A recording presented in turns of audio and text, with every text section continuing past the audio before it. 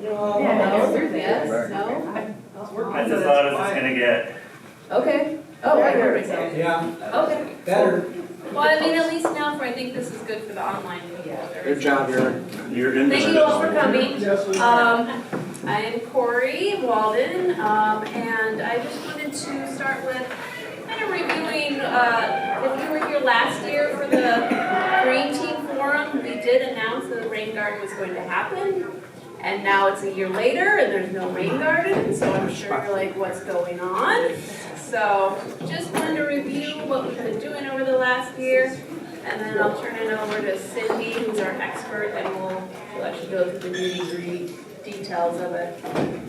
So just for review, in January of 2023, Cindy and I met just as I was reaching out for Apple Valley environmental groups, and she is a part of a program for the Freshwater Society. She's a water steward, and part of that program is she needs a capstone project. And so she was at that point thinking to work with the city for a rain garden, but after we met, she suggested, hey, maybe your site is a good place, is that something you guys are interested in? And I said, I will find out. So the council said, sure, give us more info. And so we met with the council in March, gave them a proposal of why it's important to do a rain garden and what kind of sites around the church. And here's what we think it would cost. And the county, Dakota County, does give grants. So they will up to $25,000, it will cover 85%. And so the council said, okay, great, you can spend up to $25,000 and we'll cover the 15%. Give us more details.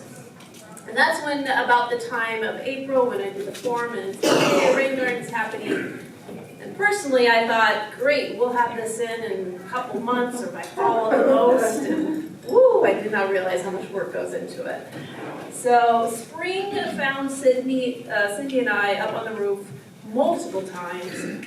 We were trying to figure out where things drain. So on the roof, there are these big old drains. So we had to go up and map them. You can't see them, but there's circles all around here and here.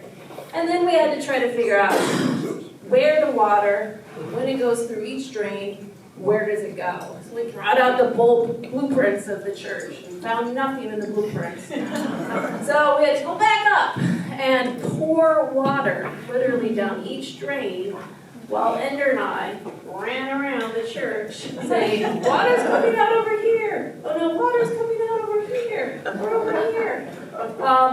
So we mapped out all the drains but one. So we have a subterranean lake somewhere of the water that Sydney poured down there because it came out no drain. I apologize for that.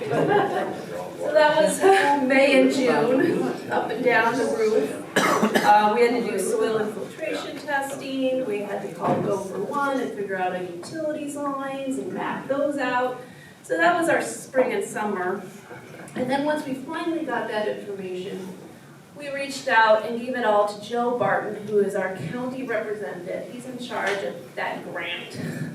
So he put together the full, kind of like figuring out if this is going to be impactful for the city environmentally and how much money that would cost. And he really needed that information. He needs to know how much water is coming off the roof at each location, because that water pulls all the gut and the grime and the nastiness.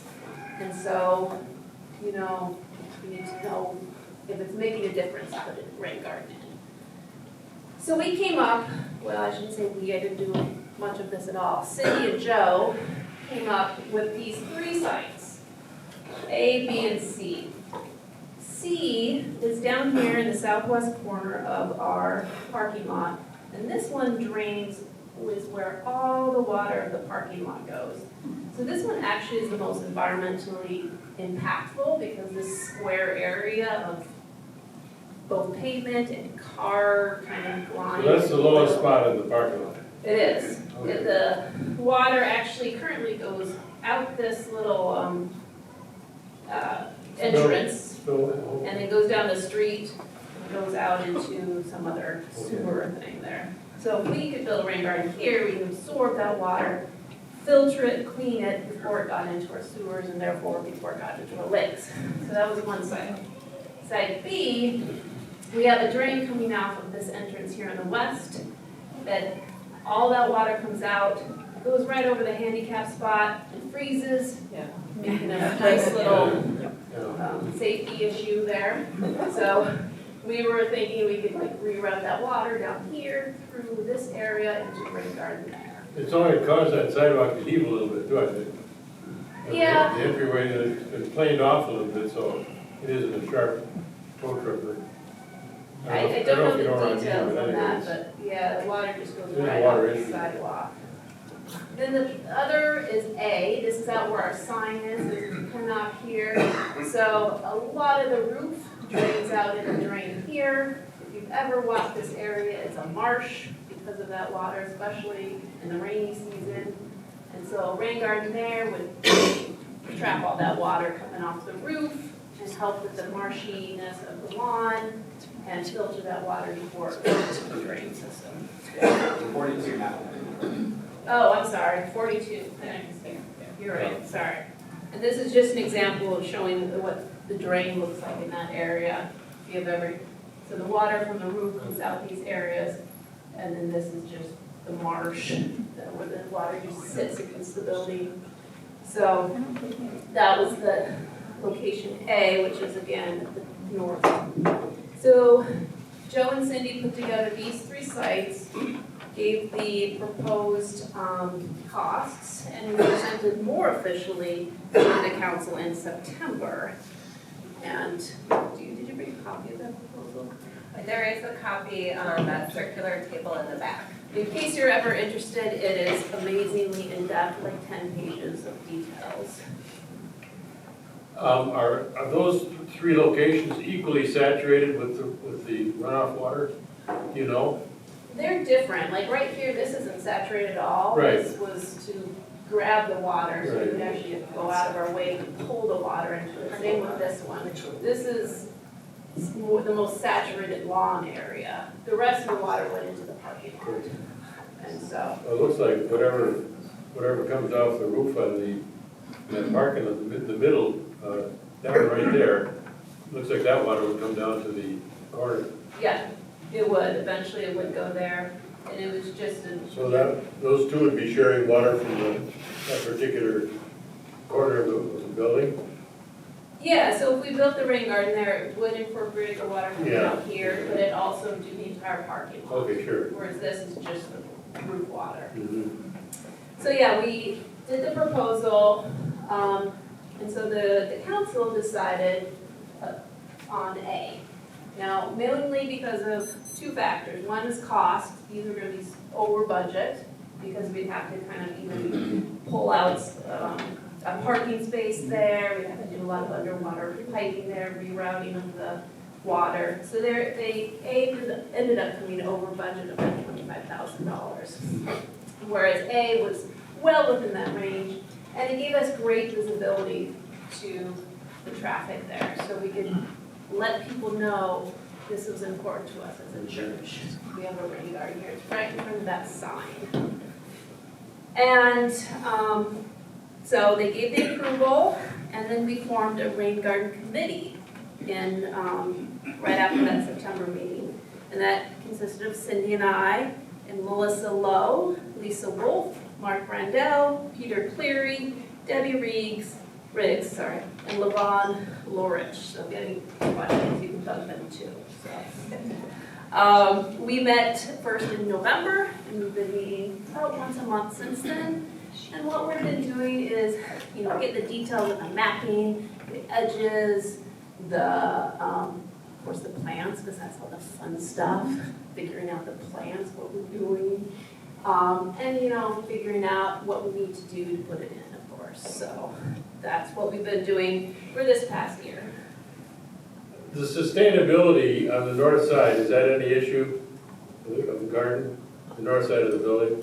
What do you mean by sustainability? Well, it's shade sometimes, of course, you can always address that with different shade loving plants, I don't. Oh, the sun? Yeah, the sun. Yeah, we definitely took that into account, Yeah. the sun factor, we took into account how much water is coming into the area, the sunlight, the height because of the, Is sign. is the sustainability of the garden solely dependent on runoff, or? Do you mean the water Right? supply, Jim? Pardon? You mean the water supply to the Yeah. garden? I mean, it's a rain garden, so it seems to me that, these are all, Cindy's gonna get to that. yeah. I'm sorry, okay. No, these are all going to be native plants, so native to Minnesota, meaning they're likely to live in a normal Minnesota climate. So even without runoff, they thrive in Minnesota. So it will require more maintenance up front once they establish. They're just gonna do their thing. Sorry if I got ahead of things. It's all right. It's all I right. know I'm a troublemaker, so Yeah, so I'll turn it over to Cindy. She'll just talk a little bit, review about why rain gardens are helpful and more details about some of them. Thank you, Corey. That was lovely. I'm gonna get a little caught up here on the slide. It's okay. So part of what went into the considerations too, being that the green team and myself are going to be caring for the maintenance of the rain garden, size was also a consideration. The bigger you go, the more you have to weed. So and as well, we are relying on committed and dedicated group of volunteers to put this rain garden in. Cost is a consideration. My ultimate goal would be for the church to actually get paid in pocket to put this rain garden in. You know, we do have actual expenditures we have to pay out, but with this grant money, the county does allow in-kind donations of labor and material. So the more volunteer efforts we can put into this, the less actual expenditures, and then the more money in Grace Lutheran's pocket at the end of the day. So I think it's achievable. So we want to be able to install it. And also it's important to Grace Lutheran to be able to support our pollinators. They are struggling. I'm sure probably everybody in this room is aware our insects in general are struggling, our pollinators are struggling, and it's important to reintroduce the plants that support them, that feed them, that provide habitat to them. So these considerations did go also into the final design, and as well as the cost. So Corey mentioned earlier, and you can see here how expensive those others, and really it's because it involves changes to the asphalt, requires a contractor, requires specific drains that go in. It just makes it so costly. If at any point in the future Grace Lutheran is in a position, or if there's maybe even better grant money more dollars available, I highly recommend that location see if it's feasible in the future at any point. So this just kind of breaks down a little bit of the cost impact. And like I said, you know, $1,680 is the only amount Grace Lutheran would be out of pocket. And I think that we could provide enough in kind to be able to get Grace Lutheran that and more back in their pocket. So that's our aim. So you may be saying, okay, well, if the main point of that location A is that saturation, why wouldn't you just put in, you know, a better drain system and just bring it further away from the building, and, you know, like, wouldn't that be cheaper? Well, it wouldn't get the grant money. Also, the wonderful thing about this particular rain garden project is, yes, it will solve some issues at Grace Lutheran's site specifically, but Grace Lutheran sits in an overall larger watershed, the Keller Lake watershed, and maybe some of you even live in this watershed. I know I do. And Keller Lake is, we need to expand essentially the stormwater ponds. I'll show you a map here in a second. So there's some stormwater mitigation strategies the city has already spent money on, And they are finding that it's just not enough. The more intense rainfall that we're receiving now and projected to receive, it's overwhelming these systems more often. And the city is having to pay tax dollar money to, find solutions to these issues. And so this particular project here at Grace Lutheran at location A, we've calculated the runoff of that roof area over there. It's about a swimming pool size worth of volume of water in a 1-inch rainfall event. So every time we get 1-inch rainfall event, Grace Lutheran's rain garden will take approximately 1 swimming pool out of that stored water runoff going down our streets. And so that's hugely impactful. Here is the overall Keller Lake watershed. This light purple star here is Grace Lutheran's. That's where you guys are in the big scheme. And then eventually everywhere in this yellow border ends up here in Keller Lake. So this neighborhood in particular was developed 50, 60 years ago, something like that. Yes. Excuse me, is there a gradient of water? In other words, around the perimeter of the edge of the drainage area, how do I say this? Is there more runoff near the center of the Keller Lake as opposed to around the edges? I don't know if that's an important factor, I'm just curious. Well, Water. Sure. Runoff is going to happen anywhere there's Right, hardscape. but there's absorption in that process, he thinks. Between Yeah, where so it falls. the outer part border of the area, that water would be less coming into the lake. No, it goes through the storm drains. Yeah, if it's storm drain, okay, gutter okay. can storm drain. Okay. Yeah, so especially in the older parts of our developed areas, Okay. like here in the Whole Valley, this is 50, 60 years ago, we developed this. I guess I was thinking there weren't any ability to drain the water except through the surface. Oh, no, there's definitely underground storm Yeah. sewer, but yeah, it all kind of drains down into this watershed area. And when we developed this, we were really good at getting the water off of the surfaces people use, where our cars drive, where we walk on sidewalks. We were really good at getting that water off of those surfaces and into the storm sewer system and down into our lakes.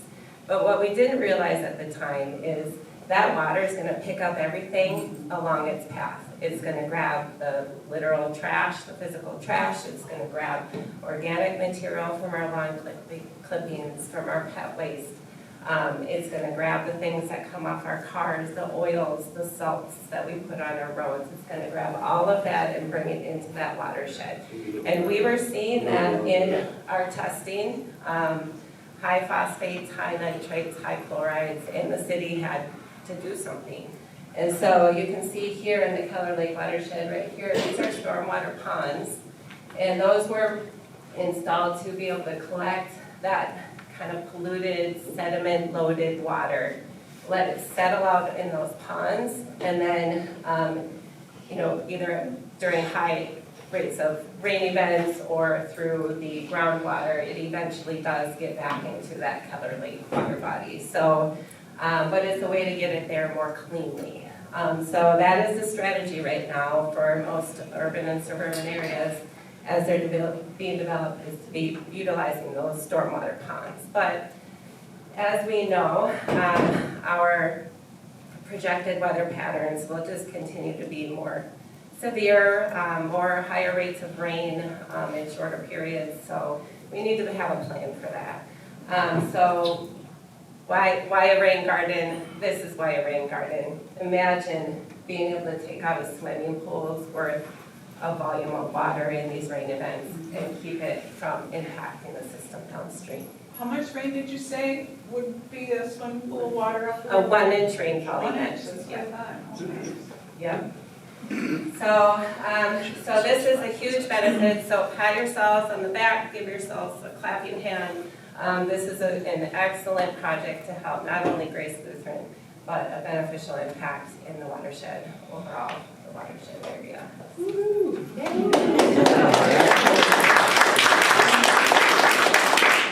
There are several in Apple Valley that people might like to go see. Isn't there one at the community center? Yes, actually, I'm with Apple Valley Eco Advocates, and our group has adopted the maintenance at the senior center. Yep, and it is a pretty significant, it captures the water coming off that senior center. It's quite steep because there's not a lot of space there. And it's beautiful, It- cornflowers. And there should be one, I think, at Quarry Point. Yep, there's 3 That of one them is there. gorgeous. I posted a picture on some native plant deal on Facebook, and I couldn't believe the responses. I'm trying to think where else. Oh, they just put one in last year at Lac Lavon by the parking lot. Great. So that's, you can see what the early stages are like. Yes, yep. And I was surprised, and the amount of work that goes into it. Yeah, it does take a group of volunteers to be able to maintain these after the fact, because imagine paying a contractor to have to pay for every single one of these. Yes, sir. The rain garden going in on the north, the one that's going to be going in, that's not going to change anything from the parking lot, is it? Nope. No, Nope. that's still going to be out the street and Those are our future plans. Correct. Ideally in the future, it's really cost prohibitive right now to be able to install that one. Unless you know a really generous person. We should talk about a filter. Yep, one moment, yes. Okay, before we leave, I don't know, I think most of you were here when we did the building and we donated trees. I'm thinking everybody donate 1 or 2 plants or a couple bags of mulch. We can lower the output that the church has to do so we can use more of the grant money towards building it. That would be lovely. That's also part of our plan.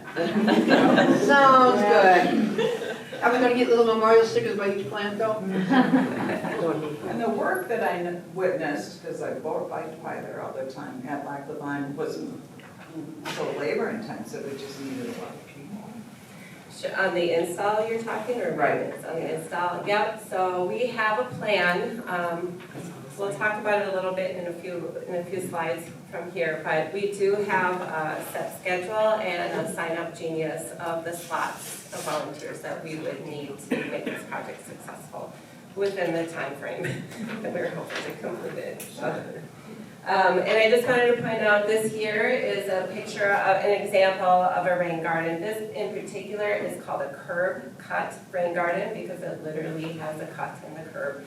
And you can see it has you can see a little drain here. It gets that water into the ground where the plants can do all their lovely work that I'll explain here in a minute, and get that water nice and clean before it gets into the water body. And these are lovely because they can grab that water right off the street, the most polluted water that we have, right off the street. And this particular site is nice because you can see they don't have a sidewalk running through their yard, and they don't have utilities running here. So there are certainly site considerations if you were to consider a curb cut type rain garden. So why plants? Why are native plants so important? Well, this here is a great example of exactly why native plants are so important. They support our native pollinators. Not sure if you noticed, but the birds are singing right now. Pretty soon it's gonna be baby bird season. Baby birds need caterpillars. The parents spend a lot of time and feed them large caterpillars. So we need lots of caterpillars to feed those baby birds, to keep our songbirds, and to keep our springs sounding happy, right? And there's so many other insects that survive on these native plants. They need them in their life cycle. Bigger things eat them. Even this morning, I was watching the dragonflies flying around my yard, hunting the smaller insects. It was really fascinating to watch them. So we need our insects, and native plants provide the food and habitat for our native insects that support the wider food web, eventually even us humans. So everything comes from something that ate a plant. And so above ground, that's some pretty amazing things happening. Below ground, there's some really cool things happening with native plants in particular. So I'm just going to point out real quick, this over here on the left, this tiny thing that's really hard to see, that's our turf grass. That's what we see above ground, and that's how much root structure is below ground. When we put in native plants, we see a lot more mass down here. Lots of stuff happening below ground. There's, especially in the first 3 feet, there's like a bunch of microbes and plants exchanging nutrients here, sequestering carbon. These roots, because of their mass, do a really good job at anchoring the soil. So from a soil erosion component, they're great for holding on to that soil. And every single one of these roots that you see drilling down through this soil, that is a pathway for our rainwater to get nice and deep into that ground.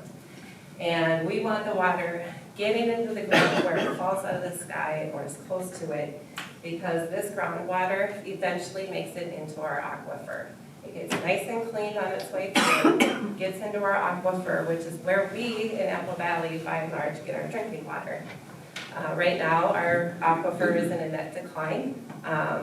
So the soil and water conservation districts around the state, and this is true everywhere, they are looking at ways to improve water quantity as well as water quality. So that's kind of the next big horizon, I think, with our water health overall.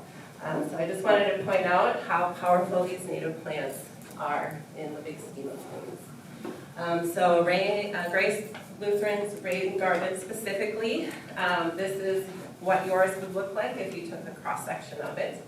So I just wanted to explain the various components and how they work. Our wonderful group of volunteers, they are going to take what is right now a surface line that goes from here and connects to here. We're going to dig out a little bowl-shaped section here. We're going to build up one side of it so we can keep it looking like a bowl, because we want to hold that water for up to 48 hours. No longer than that, or we're just going to grow mosquitoes, and you don't want that. So 48 hours or less, this water needs to drain in.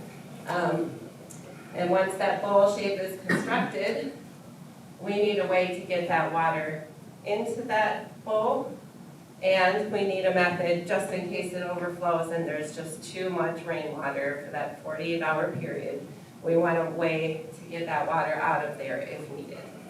So the way this will work is over here on the right side, where it's all coming, that swimming pool worth of water is coming off that roof. It's coming out this drain here, and it's coming onto an existing concrete pad. What we're going to do is we're going to put what's called a catch basin here. It's a plastic box. It has slits on the top so the water can get through, but it keeps most of the organic stuff out of there. There is a way to clean that out, and that will be part of the maintenance team. We'll be doing that. So the water goes into that black box, and it goes through a drain tile to get into the rain garden itself. This little gray section here is a 20 square foot area of river rock. It's just, we need an area where, in case there's a lot of volume coming in with a lot of force, we don't want to create a big divot in the soil there. So we want to protect that with just a layer of kind of harder, permeable hardscape here. So ideally, we're going to get some water coming in here, and it'll infiltrate through this lovely engineered soil that our volunteers make specifically in here to help with that drainage, that infiltration. But like I said, just in case we have a really big event, we need a way to get that water out of there. So this vertical pipe here is the start of our emergency overflow. And if it gets to this point, the water will come down into this vertical pipe. It'll flow through another drain tile. This drain tile has holes in it to allow the water to still flow through. And then if there's still too much water, we're going to ignore this one for a second. If there's still too much water, it's going to come into a PVC pipe here, a solid PVC pipe here. And it's going to come out here where there's a pop-up emitter. If there's enough flow with the water, enough force, it'll push that head up, and the water will go into the turf, and we'll be able to get rid of it.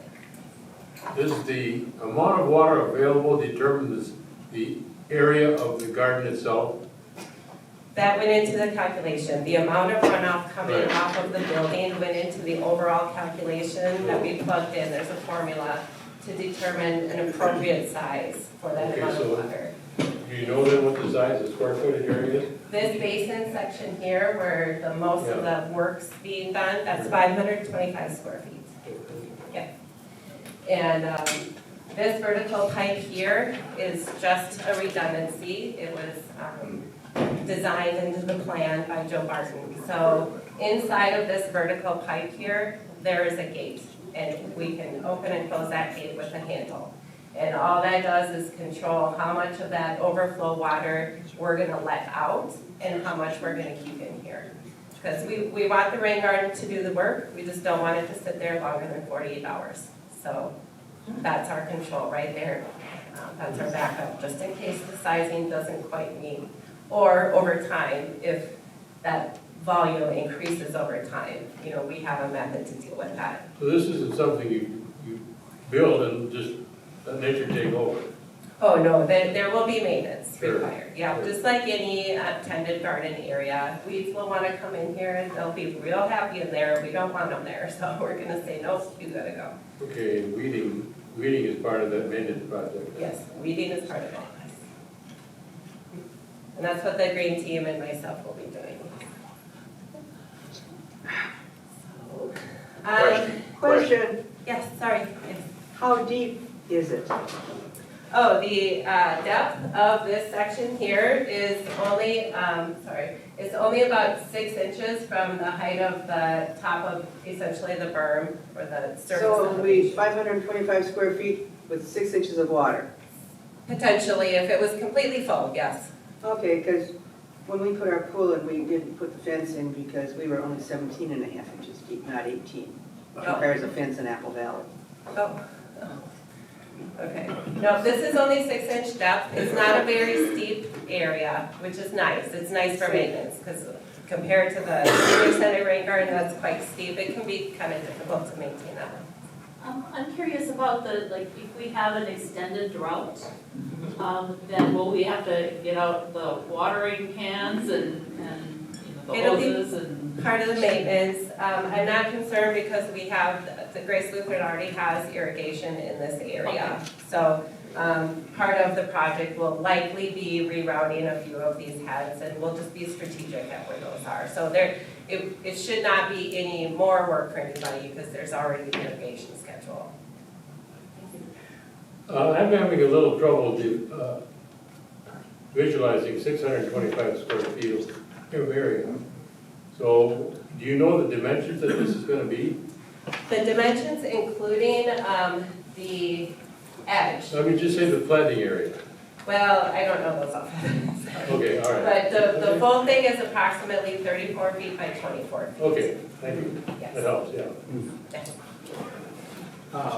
Will there be some kind of winter maintenance for some of that? Winter is not really a season where there's rain garden maintenance, no. The weeding will happen throughout the growing season. At certain times of the year, there are certain weeds that like to pop their heads up, so we'll be sure to get those out of there. In the fall, it's a question of, do we want to cut back the debris in the fall? It's better for the pollinators and the overwintering insects if that were to occur in the spring. And there's a strategy on best practices for making those cuts in the spring. And so again, springtime is when the maintenance crew will be out there at the rain garden maintenance crew, sorry, just to be clear. We'll be out there and that will be part of the spring maintenance or fall, depending on what the church decides. But so we'll be cutting that debris back, bagging it up, and then it'll be nice and pretty going forward during the growing season. You'll see those pops of color at various times. On this particular, this is the planting plan, probably in about 3 years when the plants are nice and full. Before then, there's going to be a bunch of little baby plants. We use baby plants called plugs because they're easier to plant. They tend to do better if you plant them young than waiting until they're bigger. And they grow pretty fast, so there's no reason to spend the extra money on big plants since these things grow pretty fast. Yes? You could have the weeding people, that'd be an after service usage of Activity. activity. Just So- herd everybody out the church doors. I mean, you know, your call, your guys' call. But, I really like to give a nice shout out to the Rain Garden design team. You guys spent a lot of, good brain power coming up with just a really nice design. So it was important to the team that we provide pollinator support throughout the entire season. So there are plants here, anything outlined in blue border is a spring blooming plants. So we have a nice spread of those throughout. Anything in red is a summer blooming plant. We have a nice spread of that throughout. And then similarly, the yellow is for fall. And so we really wanted to make sure there was something there for the pollinators overlapping throughout the entire season, because that was, part of the consideration of the design. So ideally, and there's there's a printout, I think, of this, right there on the board, so you can come up, see what plants are there, and then there's actual graphic, there's an image of what those plants look like in each of those little icons. So. It's gonna be But beautiful. you see there are gardens in the area here that are established. Yes, there are rain gardens throughout the city. We could view those. Some of them, usually you'll see them like on the side of like new developments, or they, like in parks are a good spot, like Quarry Point behind the senior center. There's a couple at the end of that entrance at Hayes. There's rain garden on each side of that entrance. So, yeah, just keep an eye out. You'll notice them as you drive through the city, keeping an eye out, and they're quite pretty. Here's our project schedule, barring any weather surprises. So May 4th, big kickoff day, where we're going to be removing turf from the area, and then steadily pretty much throughout each week, a little break on the Memorial Weekend, and then June 8th is the big planting day, and that's a fun day. Everybody likes planting day, so that's the intended schedule. And like I said, we need a group of committed and dedicated volunteers to make this really successful. So we have a QR code if you are available, physically capable, willing, interested, we will take you, please help. We have a QR code here to make your life easy, so you don't have to try and type all of that out. I think there should have been a link, in the Friday email, I think there should have been a link also for the sign-up changes, so you can find that. And that'll be in the future emails as well. And it's really easy. So who supplies the plants for this project? I happen to also work for a contractor that has an account with a native plant supplier. And so we will be taking advantage of that contractor discount and ordering plants through them. And that is an actual expenditure that will have to go out the door, as well as all the underground water conveyance and drainage overflow items. Another question.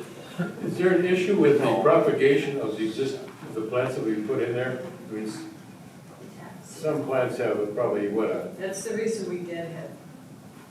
You deadhead so that they don't. okay, all right, so I'm a novice at all this. Yeah. It'll be part of the maintenance practices. Yeah, we can certainly deadhead, we can certainly pull out things that are in a spot we don't want them. Yeah. And some of these things, ideally, perhaps with plant sale fundraising or partnerships with, people around the city and just, let's spread these native plants around. Just need more of them. Why do we have all this turf? Just have to mow it. For people who aren't familiar, you want to tell us what the different ones are? Sure, so, good, thank you for bringing that up. Yeah, so we have about we have exactly 5 examples here of some of the plants that are going to be in Grace Lutheran's rain garden. So this is a red bee balm. This is a version of Monarda. There's so many little critters that love this thing. Hummingbird moths, which are fascinating to watch, it's a magnet for them. I have seen my one and only picture that I have of the endangered rusty tail bumblebee is on a red bee balm.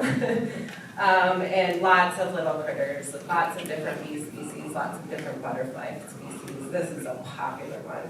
This here is a anise hyssop, or agastache. There's lots of plant names, so there's each one has like 3. It's quite confusing. But this one, I love this picture because it shows this is a red-belted bumblebee, and only a few times have I seen this particular species in my yard, and very popular, this anise hyssop, very popular with those species and other bumblebee species. This here is a butterfly weed. I love this picture because we got 2 buddies hanging out. I got these guys in a morning. This is a male bumblebee. I know that because he was spending time outside the nest. Once they get booted out of the nest, they don't get to be let back in. They have to hang out underneath leaves and stay cozy there. So this little monarch caterpillar and that little bee guy were hanging out one morning and gave me a wonderful picture. This here is an example of purple coneflower that will be in there. Probably a yellow coneflower in there too, which I also believe is in there. And then this is a really beautiful example of what dogwood, a red osier dogwood looks like in the fall. Really beautiful pop of bright color there, and so there'll be a couple of those shrubs there. Since you're mentioning all the activity that will be visible, is there going to be a possibility to have a park bench put there so we can sit and watch this? Maybe. We'll put it on a chair. Okay. We just have to mow around things, so that's the consideration of mowing, so we'll have to maybe build a platform. Sure. And we can dedicate it to mowing. We have benches that need moved, Oh, okay. the ones by the fire plant. Oh, yeah, that's true. Okay. Those are Maintenance team probably doesn't mow around it, but we can make getting it. into it. Throwing down the gloves. Right. All right, any other questions before I hand it back to Corey? I'm so excited. Some people were interested in how the sign out in front is located. Could you go back to the? Sure. Wait. Yep, we did take the signage into consideration with the 6-inch depth and then the height of the sign. So somewhere approximately here-ish in the middle of this brown ovally section is the Grace Lutheran sign. And so these will be at approximately a 6-inch depth. And we did take height consideration. We don't want to block the Grace Lutheran signage, which is why, as much as we were touting native plants, we have one native tar in here. And a native tar, if I'm even saying that right, is a cultivated version of a native plant. We want to keep these ones nice and short. If these were full size, these would be so tall they'd be blocking the signage. And so that is the one dwarf variety that we do have specifically for that reason. But it is still a beneficial plant because it is still based on the native plant, the chokecherry, and it's just a shorter version of that. Can you go back to the time schedule? My husband can't be here, and so I'm taking notes for him. So,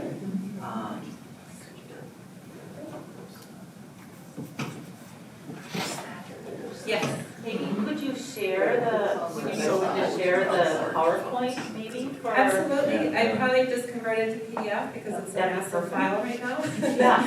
Which is the only reason I didn't actually email it to you. I sent you a link. But yeah, we can get that into PDF and yeah, no problem. And the Sign Up Genius also has all the dates in there. Okay. Okay. If you can, when you put that in a PDF, if you want to send it to me, maybe we can post it on Facebook and on the website so that people can access that. Perfect. Yep, I can do that. And the Sign Up Genius has all of this, so you can decide what day you're available if you want. Yeah, so I don't have much more, just to Thanks, Cindy. There is a massive amount of work that she's doing.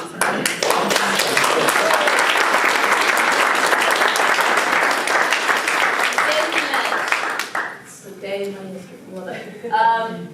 Also a plug for if you know anyone who has expertise in irrigation lines, anybody in the congregation that has that, or either professionally or a lot on your own, please let us know. We just want as much expertise as we can in that, so we don't screw things up, obviously. And yeah, I'll sign off. And any other questions? No? Thank you all for agreeing.